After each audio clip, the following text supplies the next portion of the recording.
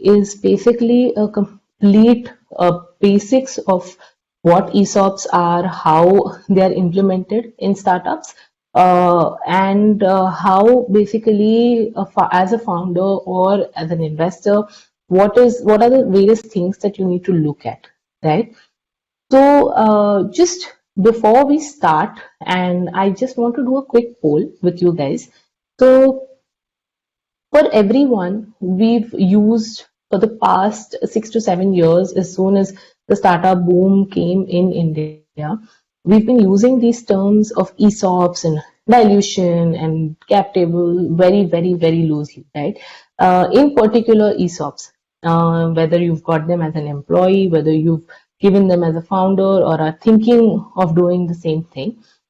My question to you guys is, um, how many of you guys, so I'm going to say a statement and you need to just respond with a true or false, and then we'll see how, what we do from there. Now, when a founder promises an ESOP to an employee, what is the meaning of that? Is he giving the employee shares? Is that true? That if I give one ESOP to an employee, it means that I give one share of my company to my employees. Is that true or false? So I'll wait for a couple of minutes and y'all can just put in your answers, whether true or false. The poll is live, guys. You will find it. You can just answer if it is true or false. Thank you.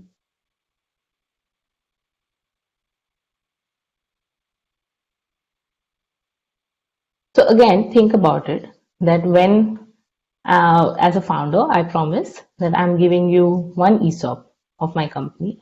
Does that mean that I'm giving you one share of my company? Does ESOPs imply shares directly?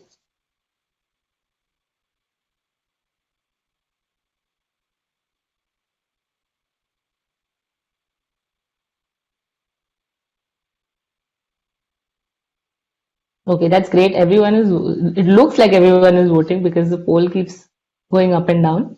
So that's encouraging.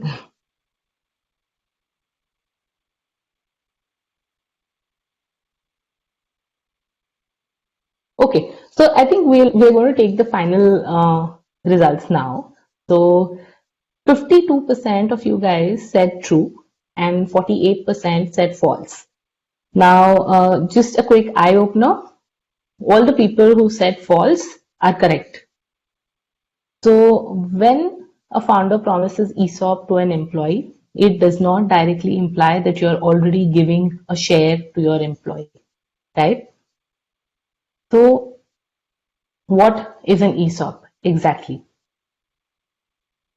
ESOP is an employee stock option plan and is a type of employee benefit plan. Now, why do you use it? You use it to encourage your employees to become owners of the company, right? So as soon as someone acquires stock or acquires ownership in something, they start working towards the goal with a motivated intention, right? So it is primarily given to motivate employees. It is also sometimes used in a way to attract senior management talent or senior talent in terms of adjusting their cash benefits. Because say for example, if you want to hire someone at a senior post and as a startup are unable to attract or unable to match their salary in terms of cash, then what you do is you replace it with the stocks of your company. Now, when I say that ESOP is not a share, then what is an ESOP, right? So very simple, ESOP is a stock option. It is an option or it is a right that is granted to employees to purchase the shares of a company, right? So it does not mean that just because I have given you an ESOP, you become the shareholder of my company as an employee. So it does not happen like that, right? What it means is that I'm giving the employee an option or a right to purchase the shares of the company. And what is the benefit, you ask? The benefit is to purchase these shares at a discounted price. So say for example, if the value of your share of the company is at 100 rupees, right? The ideal scenario where the employee gets an ESOP will basically become wherever the price is lower. So as an employee or as a holder of ESOP, I will buy these shares at a price that is lower than 100 rupees. And say for example, I buy it at 20 rupees, right? I have the option to buy it at 20 rupees. That 80 rupees is the gain that you give your employee. That for today, the price of my share is 100 rupees, but I'm giving you the option because you're loyal, because the company requires your support, the company wants to extend its gratitude, you get that 80 rupees gain, right? That is ESOP.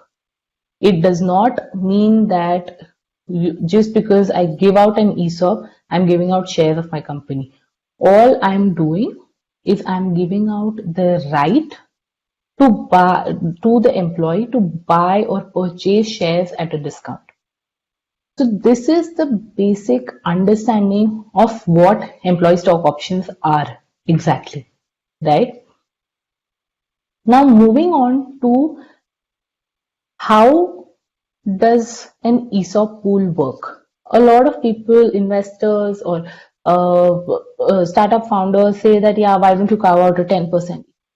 I've carved out a 15% ESOP pool. What does this ESOP pool actually imply, right? So what we're going to do is we are now going to do a little bit of math, right? And understand how this actually happens. How do you actually carve out an ESOP pool, right? Now, going to this. Now, what we're going to do is we have a company, right? We're going to work on a premise today that there's Good Health Private Limited, okay? And it has three founders. It has Krunal, it has Rohan, it has Preeti, okay?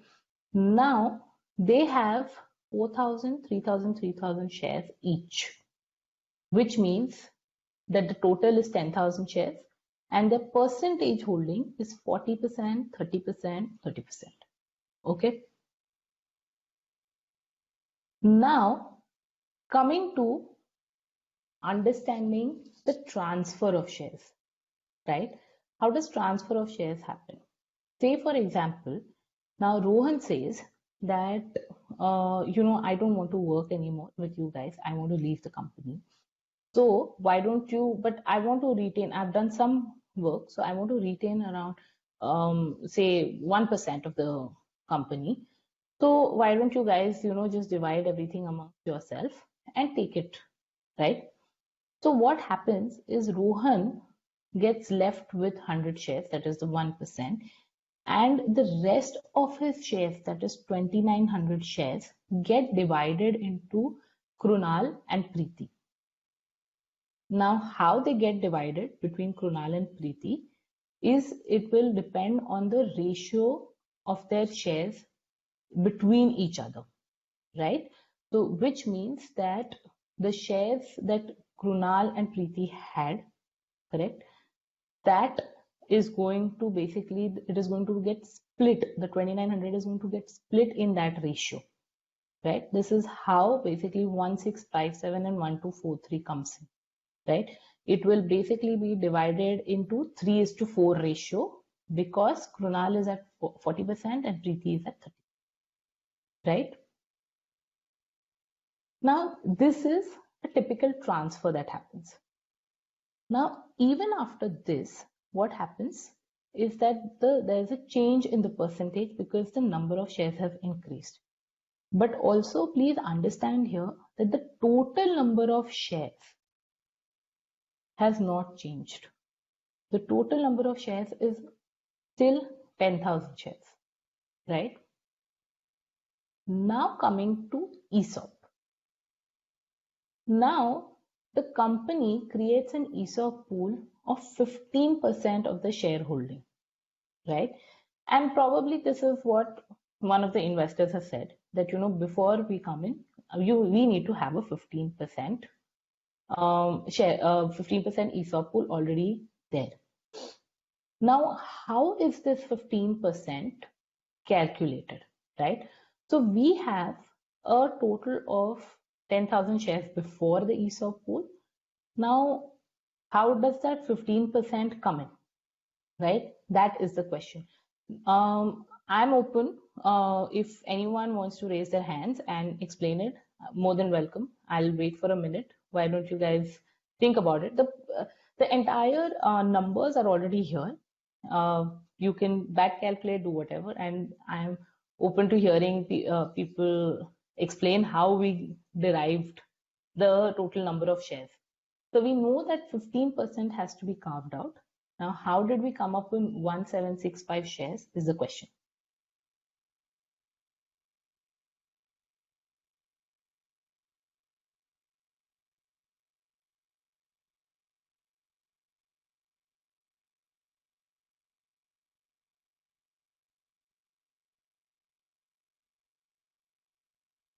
Anyone wants to share their thoughts?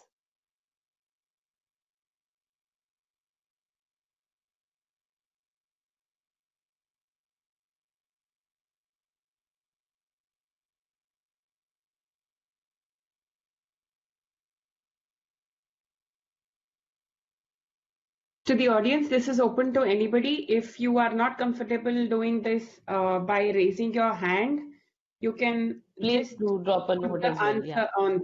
Yes, you can put up a note on the chat as well. So you are open to conversing with us in any which way.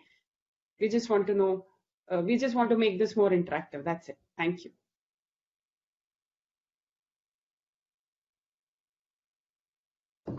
Okay. So Nikhil says, okay.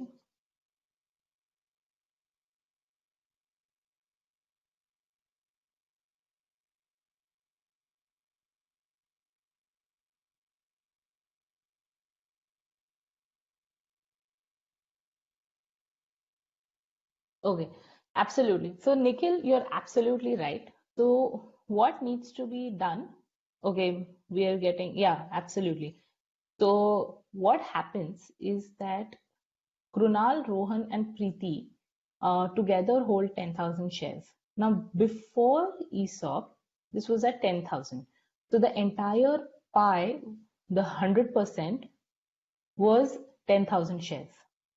Now, what we know is that the ESOP pool to be carved out is at 15%. So, 15% is the constant number that we already know. We know that before ESOP, 10,000 shares were equal to 100%.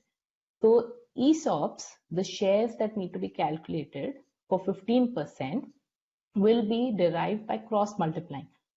So the 10,000 shares that are held by the founders are going to now become 85%, and then 15% is going to come at 1765, which is when the total number of shares is going to increase to 11,765. So that is 10,000 plus 1765, right? Now, the main thing to understand here is that these shares, the 15%, that is 1765 shares, are not issued, they are not allotted to anyone, and in all probability, you may not even have employees where you want to give out ESOPs to when you are actually doing this calculation on your cap table. The only reason that an investor requires you to carve out an ESOP pool before they come in is so that when they enter the company, and in the event that ESOPs have to be given out to employees or allotted to employees, at that time they do not get diluted. Because if you see, from 56.57%, Krunal has come down to 48.08%, Then Rohan from 1% has come down to 0.85, and Preeti has come down to 36.060, right? So all of them, so it has basically, to fit this 15%, everyone has diluted 15%, right? So, which is why the investor, if he comes for 20%, 25%, whatever the percentage may be, if and when ESOPs are given out, the investor should not be diluted, or the investor shareholding should not decline. The percentage should not decline, right?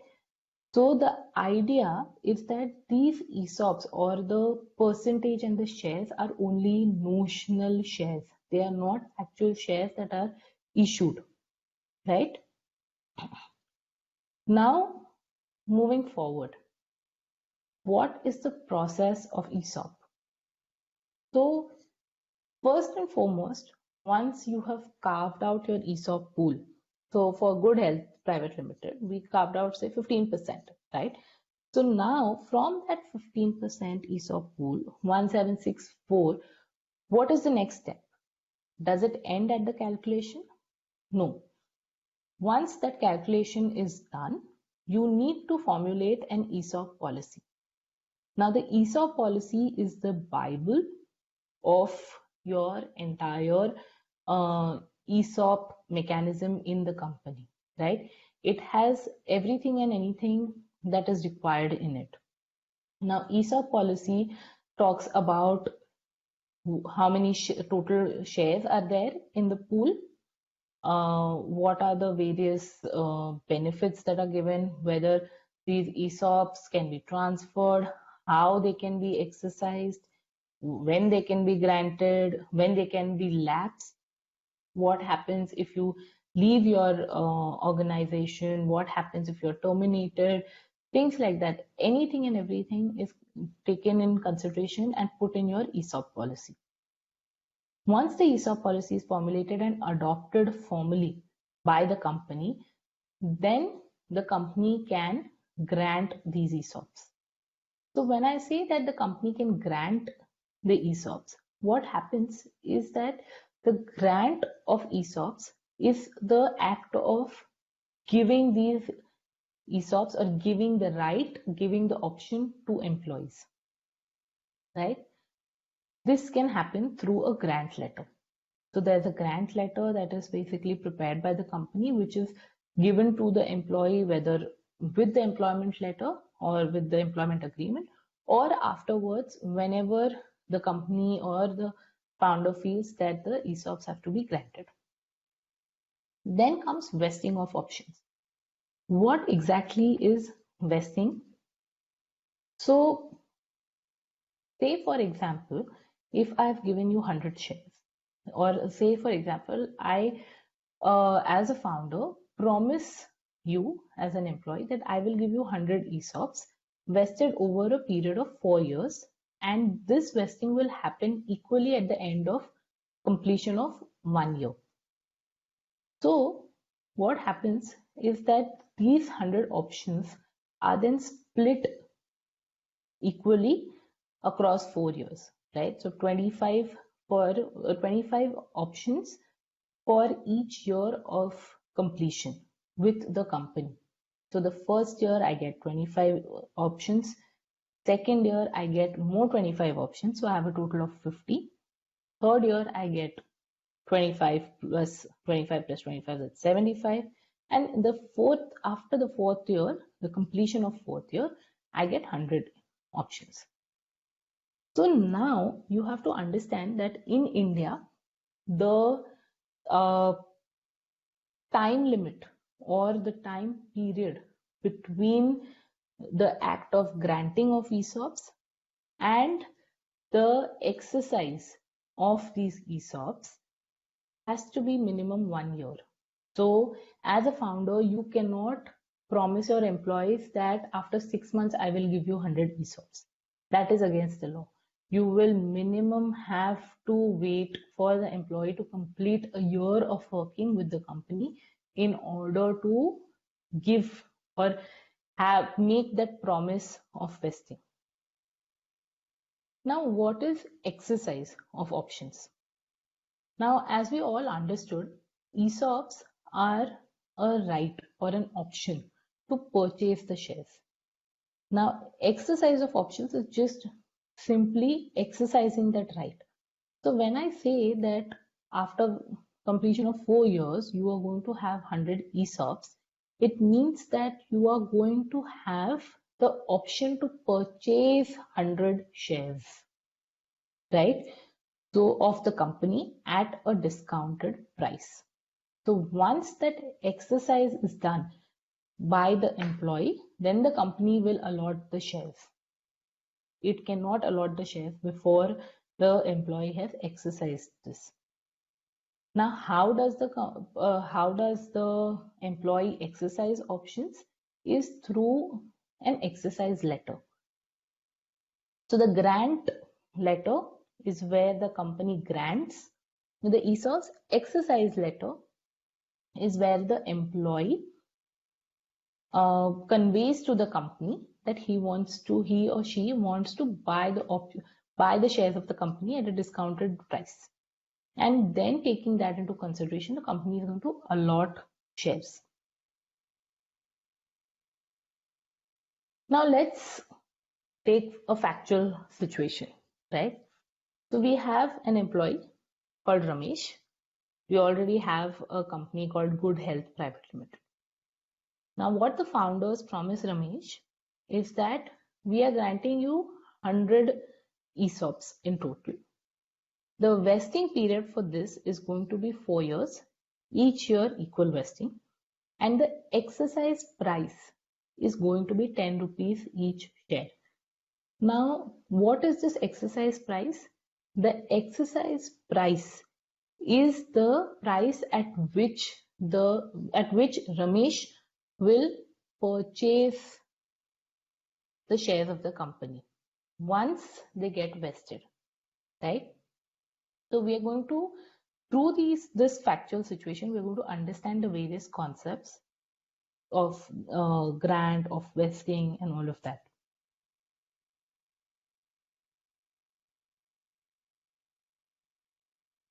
So coming to grant of ESOPs, how are these ESOPs granted, right? So we have Good Health, we have the founder promoter who've promised 100 ESOPs to Ramesh. How are they going to do that? Through a grant letter. The grant letter will have the following things: the number of ESOPs, the number of years or the conditions for vesting, which have to have a minimum of 1 year requirement, a 1 year completion requirement. So say for example, if your grant letter is dated on say 18 November 2020, you cannot have or you cannot promise Ramesh that in January 2021 you will have all your 100 ESOP, right? You cannot do that.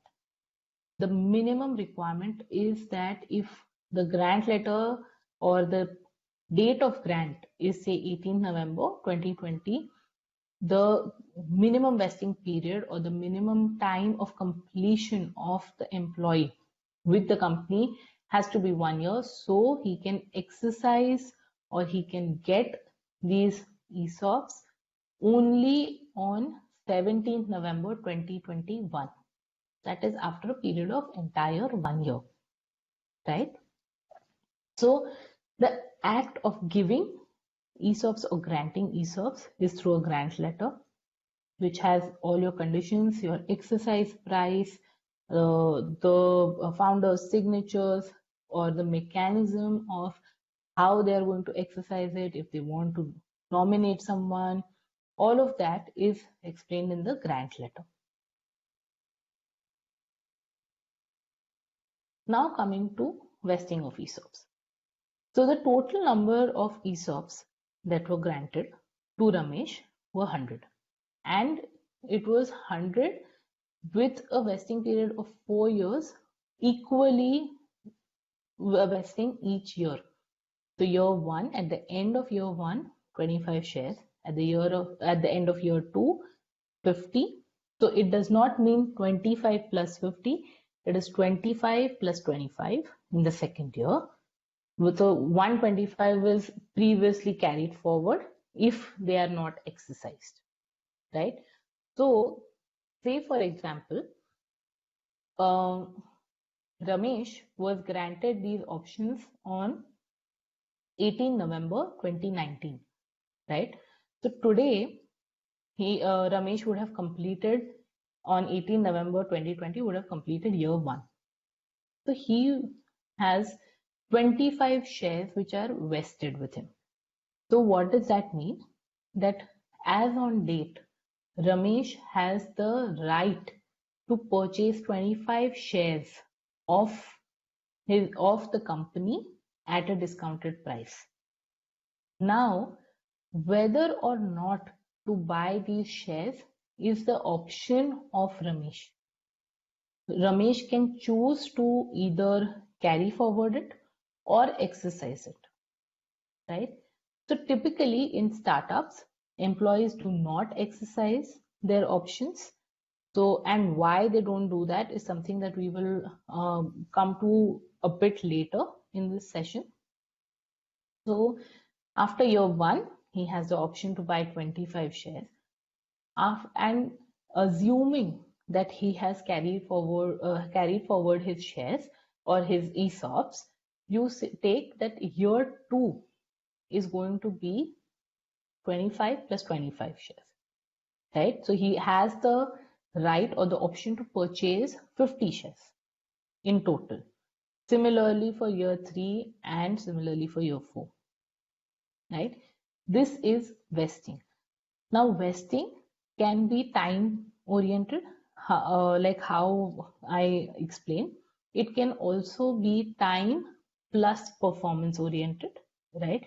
So it may be milestones that the employees have to achieve, sales target that employees have to achieve, whatever it may be, right?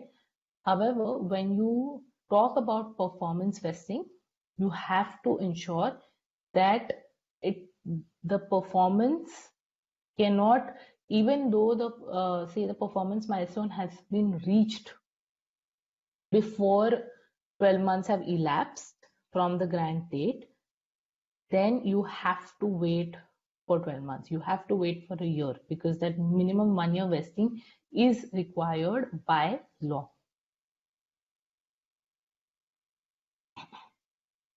So what is exercise of ESOPs, right? How do you even do this? Now, say for example, we've now understood that, Ramesh has 100 shares. Say Ramesh has completed 4 years, okay, and has has carried forward all his shares, and he's been holding that ESOPs of 100 ESOPs with him and has not exercised it, right? Now, after 4 years, there's nothing more that is going to be vested in it. He is now capable or is eligible and has the right to purchase 100 shares of the company after 4 years. Now, when does he have to do it? Does he have to do it at the end of 4 years? Does he have to do it at the end of 5 years? That is something that the company has to decide, right? The typical time frame given to an employee to exercise his options, that is to purchase the shares, is 7 years from the first vesting date. So say for example, Ramesh's 4 years complete as on today, that is 18 November 2020, which means that his first vesting date was 4 years back, right? Or rather 3 years back. His first vesting date was 3 years back. So from there onwards, he has 7 years to exercise it, right?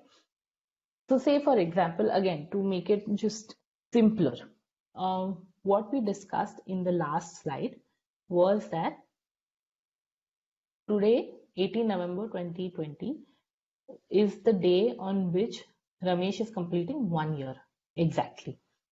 Now, which means that 18 November 2020 is his first vesting date.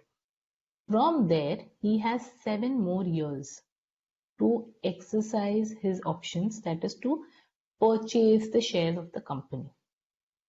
So what is going to happen is that 2021 to 2022, 2022 to 2023.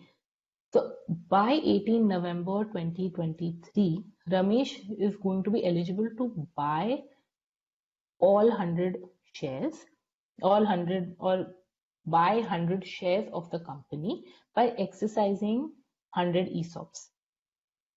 Now, whether he wants to do it in 2023 or in 2025 is his option. However, he has the right only till 2027 to do this, right? Because that is specified by the company. Now, the exercise period can be anything.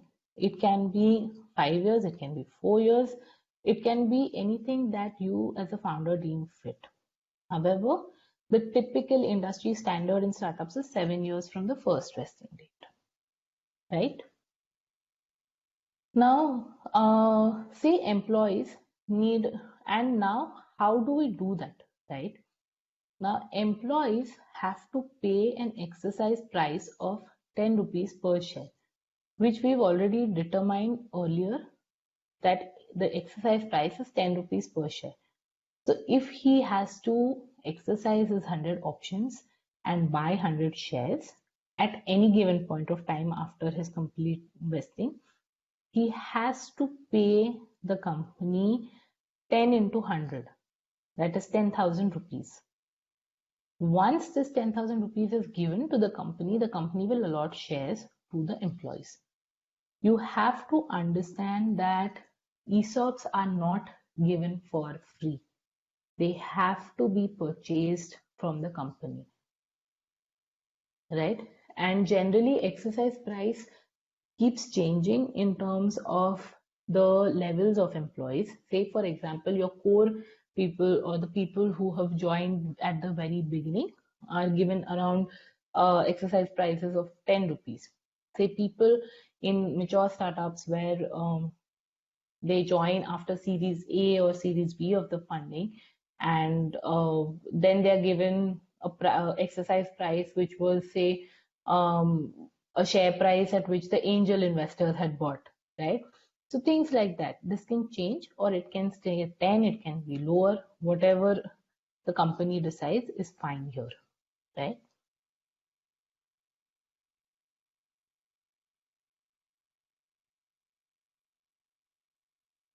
So again, what are the various, just a quick, simple way to understand what are the various milestones in an ESOP mechanism.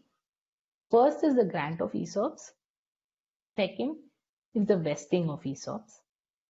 Third is the express interest, right, to exercise. So like I explained earlier, that the employee has to give you notification or convey his interest to purchase the shares, right? That's saying that, hi, I am now eligible to buy 100 shares of the company at a discounted price, and this is the way that I want to do it, or this is the time that I want to do that. So the employees will provide the letter of interest as prescribed in their grant letter by the company, pay the exercise price. In case of Ramesh, it was 10,000 rupees, and exercise their ESOPs. Now, once this is done, the company has to allot shares to the employees.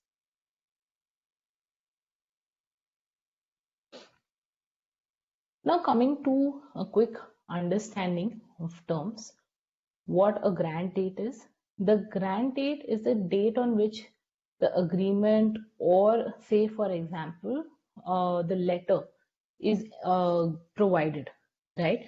Now, say, for example, a founder, as a founder, I have promised my employee that, yeah, from today onwards, I'm going to give you ESOPs. But the letter takes, say, a week from now, the 25th November. Now, whether the grant date is 18 November or 25th November, right?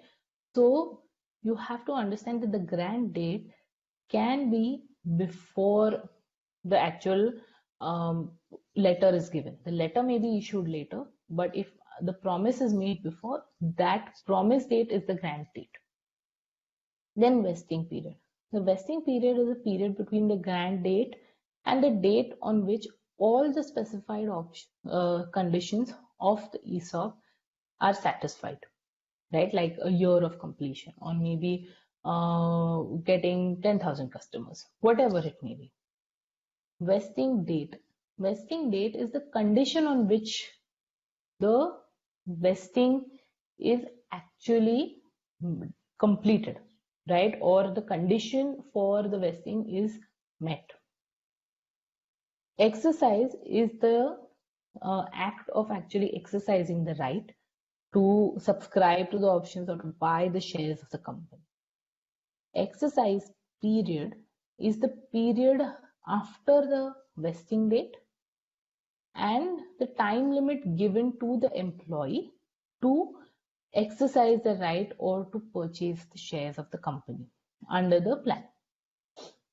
And exercise price is the price of the share. The discounted price is called the exercise price. Now, just concluding with a final talk or a peripheral, broad overview of what is the gain and the taxability on employees, right? And why, and answering the question that why employees carry forward their options and do not exercise ESOPs as soon as they are vested, right? Now, we're talking about Ramesh, the employee. He has 100 shares, right? Now, the fair market value is 500 rupees per share. So just before that, I think even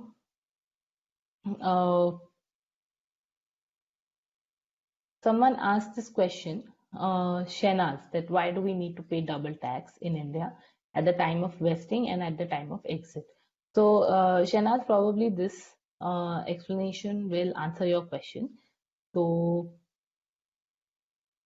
one is that the number of shares are 100, right? Now, what happens is the fair market value at the time of exercise is 500 rupees per share. Now, the employee will pay 10 rupees per share, which is 1,000 rupees. Now, the gain to the employee is 490 per share, which is the fair market value minus the exercise price, correct? So 490 rupees per share, that is multiplied by, sorry, I'm so sorry, yeah, which is multiplied by 100, which gives you 4,90,000, right? That is the taxable income, that is the gain, and this is taxable as salary income. This happens at the time of exercise. It does not happen at the time of vesting. It happens only at the time of exercise, right? Now, coming to the sale of ESOPs. So this happens if and when the company gets liquidated, or say, for example, the company or some founder or investor wants to buy these ESOPs. Now here, the number of shares are 100. The fair market value is at 600 at the time of sale. Now the price when employee exercises option was 500. So the gain to the employee at the time of sale is only at 100 rupees per share. So at that time, the taxable income is only 1 lakh rupees, and that income is taxable as capital gain, right? So it does not mean that there is double taxation, because here whatever tax that is already paid at the time of exercise is not taken again at the time of sale. So this basically explains that in terms of exercising the ESOPs, now when an employee does not actually have the possibility of a sale at that time, the employee does not want to shell out that much tax on his salary at, say 490 rupees per share income. So, which is why the idea is to prolong the exercise period for the employees, right? So it depends on how you want to structure it and how what are the various requirements of the company. That ways the ESOP policy is built. But uh, this is the norm, or this is the actual law for taxation and the gain for employees in terms of ESOPs, right? Had it been a public limited company, it is very easy because employees can just exercise it, they can get shares, and the mostly if it's a listed company, the stocks are listed on the exchange, they can be sold, they can be bought, whatever can be done, and at that time the employee can also have the cash in hand to pay the taxable income, right, or pay the tax, which is what is not available in a private limited company, which is why the exercise period is longer as compared to in a listed company. So I think with that, I'm just going to conclude and take questions. So I think we have around 10 to 15 minutes to finish this off. I'll just check the various questions. Leo pointed out my calculation error. Yes, it was not 10,000 rupees while I was talking. Ramesh just has to pay 1,000 rupees.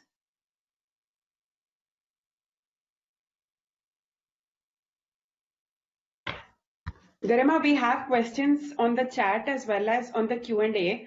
Why not we Sure, finish the chat first? Sorry, Q&A first, and then go to the chat, because there seems to be a lot on the chat. sure, we can do that. Okay. So, what is paid up capital behalf of upfront cap? Sorry, one second. What I will do is, Mansa, I Yes, will check the chat. yes, please. So get that done. Yeah. I'll let you know if you miss anything. Yes. Yes, yes, please.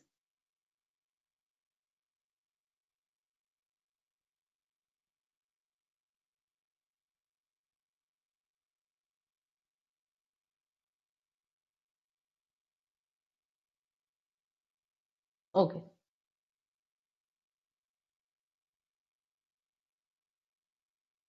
So, okay. So Shenaz was the first thing which we answered. What is paid up capital behalf of upfront capital? So I did not understand this question actually. So just to give you a brief output is that there is not going to be, so whenever you carve out the ESOP pool, there will not be an increase in your paid up capital at all. These are only notional shares. The only way that the paid up capital increases at the time of ESOP is when an employee is going to exercise his right and going to purchase the shares at a discount from the company, and the company will allot the shares to the employee. Okay. Yes, Leo, it was 49,000, not 4.9 lakhs. Of course, the idea is that 490 shares into 100.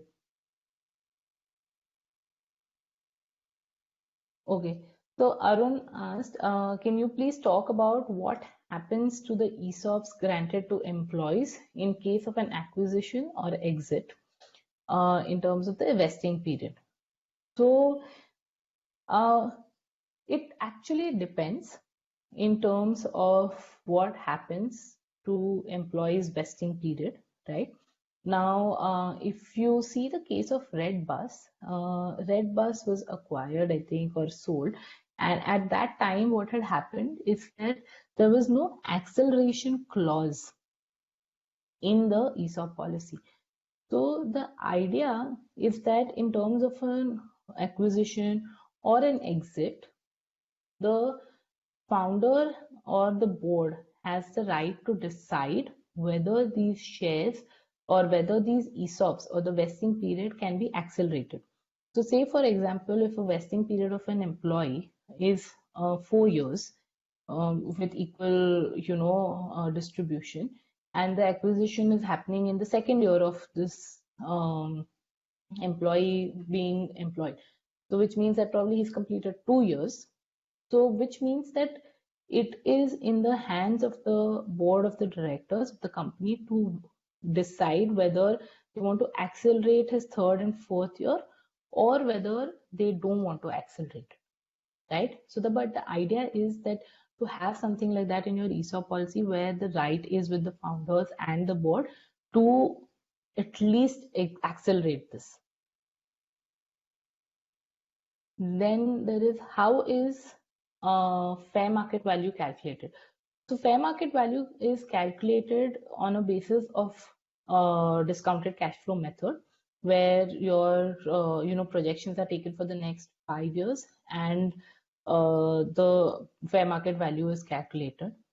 Again, in a startup ecosystem, the fair market value varies and is more of a negotiating point than the actual calculation, because a lot of these companies are new, right? And they are a new concept, and there's no way to compare these companies with other companies, right? So the fair market value is calculated with at a discounted cash flow method, and any chartered accountant will be able to do that for you. Then for exercise period, is there any guidelines that it can be, say, 7 years or 5 years? No, there is no guideline in India. It is at the discretion of the company. It is completely open-ended. So ESOP is generally to incentivize the employees. So there are no guidelines as such or restrictive guidelines as such for any exercise period. Then how do you value the company in the early years to arrive at a fair exercise price? So there is no exact formula on what is a fair exercise price to be given. Like I said, that for people who've joined at a very early stage, people, give it an exercise price is taken at a face value, which is the 10 rupees of the shares. Or when, say, for example, if people come at a Series B kind of place, at that time they can, come. You can have an exercise price at around the Series A valuation, or maybe lower than that. So it sort of depends on what is the benefit that you're trying to give your employee, right? And that's the way it is calculated. Yes, Arun. If something like that, that can the board grant unallocated options to current employees in case of acquisition? They may do that. However, uh, the company needs to specify that in the ESOP policy first.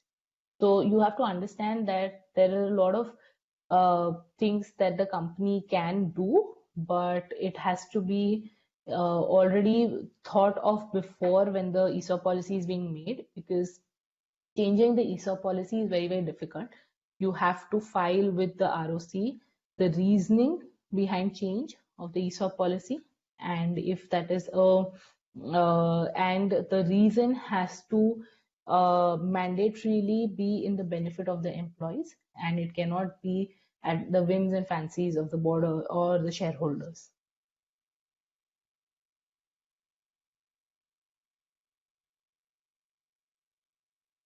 Okay, then I think we have one question left in the Q&A section, where can Ramesh exercise after 1 year with 25 ESOPs also? Yes, Ramesh can exercise after 1 year with 25 ESOPs. However, he has to then bear the tax for it. I think, Mansa, have we answered all the questions? No, there's one more. Yes, I think one more from Leo. Right. Slight lag.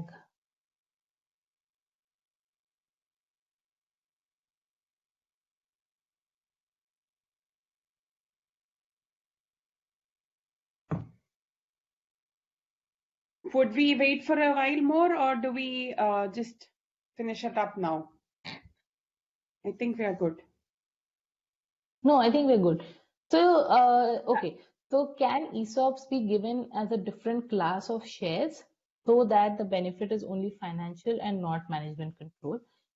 So, there is no management control as such. They are shareholders of your company. They will have voting rights only when they exercise these options. It has to be the common stock of the company, right? And if you want to curtail the management control, it can be done so. And in all cases, employees do not get management control. So you don't have to make a completely different class for that. Suggestion on an ESOP pool percentage. So typical industry standards are anywhere between say 10 to 15%. 15% is also very high. 10 to 12% is something that is looked as fair in terms of an ESOP pool.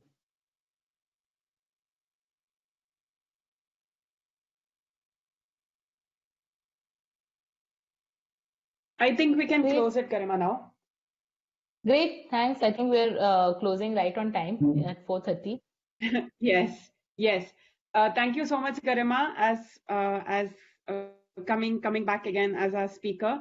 It's always a pleasure to have you. I've always seen that whenever it is you, there's a lot of interaction in the from the audience, as well as a lot of back and forth with everybody, because everybody wants to be involved in whatever you put out there. Thank you so much. Thank you to our audience as well. Thank you for being such an amazing crowd. Also, apologies for the glitch in our BlueJeans system. Most of you must have received a lot of emails in the last few minutes just before the event. Apologies for that. We are checking it out, and we'll make sure that this doesn't happen in the future. That being said, thank you all for joining us, and hope you all come to our next events as well.